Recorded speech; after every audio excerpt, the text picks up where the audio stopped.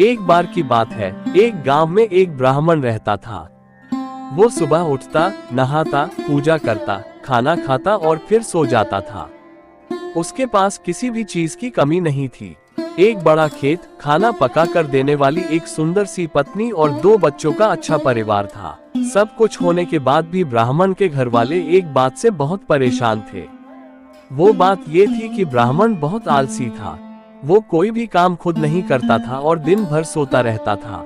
एक दिन बच्चों का शोर सुनकर ब्राह्मण जाग गया और उसने देखा कि उसके दरवाजे पर एक साधु महाराज आए हैं। ब्राह्मण और उसकी पत्नी ने साधु महाराज का स्वागत किया और उन्हें भोजन कराया। भोजन के बाद ब्राह्मण ने साधु की खूब सेवा की। साधु महाराज उनकी सेवा से बहुत प्रसन्न हुए और उन्हें वरदान मांगने को कहा।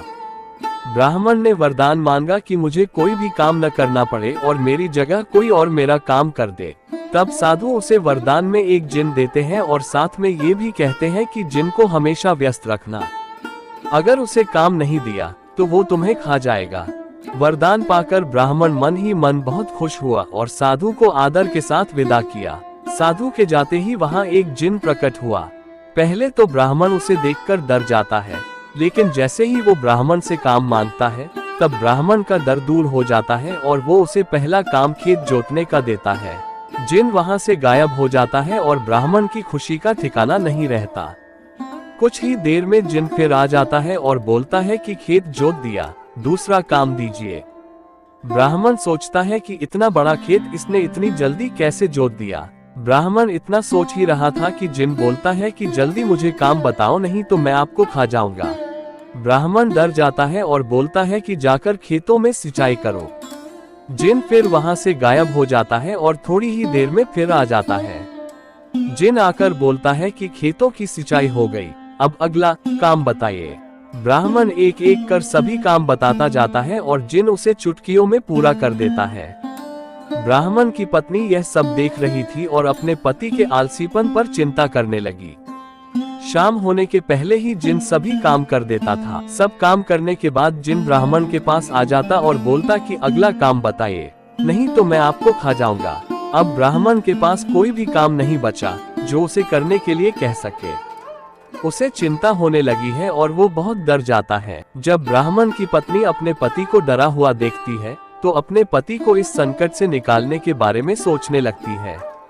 वो ब्राह्मण से बोलती है कि स्वामी, अगर आप मुझे वचन देंगे कि आप कभी आलस नहीं करेंगे और अपने सभी काम खुद करेंगे तो मैं इस जिन को काम दे सकती हूँ। इस पर ब्राह्मण सोचता है कि पता नहीं ये क्या काम देगी। अपनी जान बचाने के लिए ब्राह्मण अपनी पत्नी को वचन दे देता है।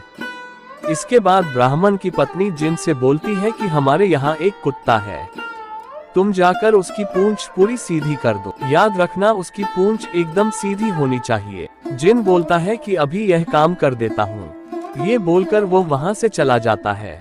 लाख कोशिश के बाद भी वो कुत्ते की पूंछ सीधी नहीं कर पाता और हार मान लेता है। हार कर जिन ब्राह्मण के यहाँ से चला जाता है।